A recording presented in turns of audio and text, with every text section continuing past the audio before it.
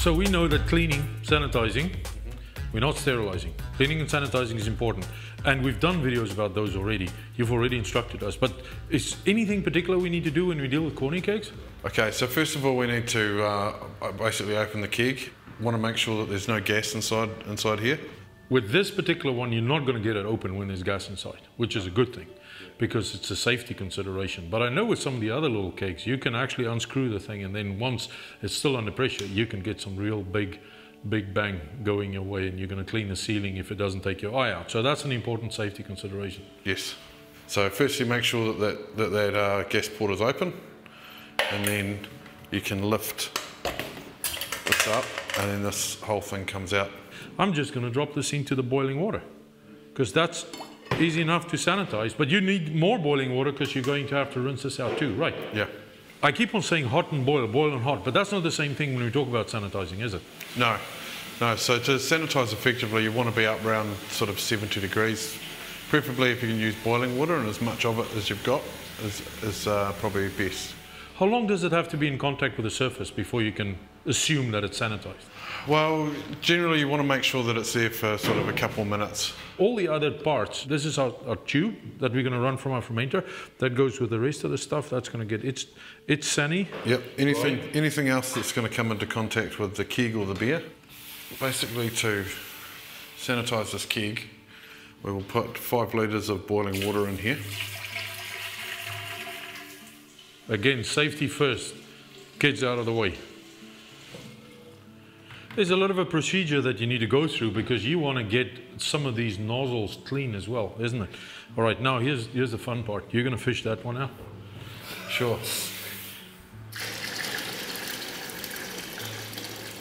Beautiful. So then we place our lid back on the keg.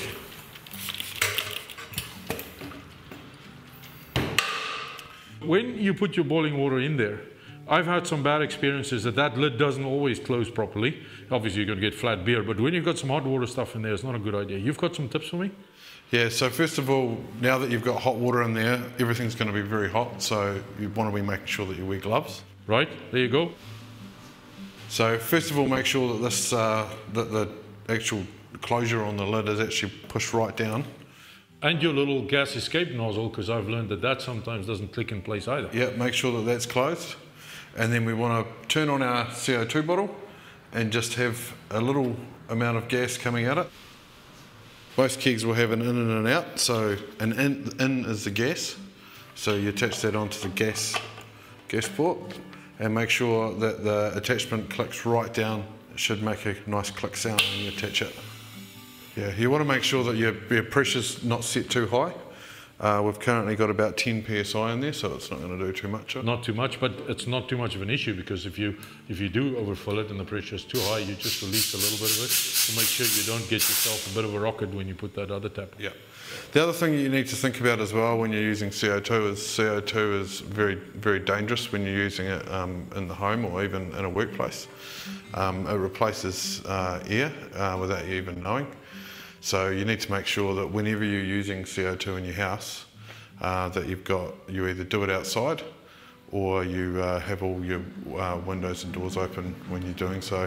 Just make sure it's good ventilation. All right, now we got it pressurized, we got boiling water in there, you got your safety gear on. What's next? So next, what we want to do is make sure every surface of the keg is covered with that hot water. So rolling it on the bench, giving it a good shake, making sure every surface around the outside of the keg gets some contact with the hot water. Even set it upside down.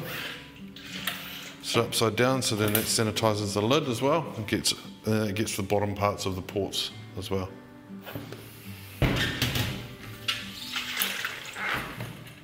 We have 2 different ports on the top here. One of them's an in and one is an out. So the out one has a tube that goes all the way to the bottom of the keg to pick up the beer from the bottom. But the gas one is just a short one, so we need to try and get some hot water through that to make sure that that's all sanitised. So what we'll do is we'll put it down on its side here. Let me guess, you would like to have the gas tap? Yes. Okay, right. Hang on a sec. Beautiful. Good. You just put that on the gas nozzle? No, we need a hose there. We need a hose? Yep. So. Right, and here's your hose. Yep. So we attach that onto there.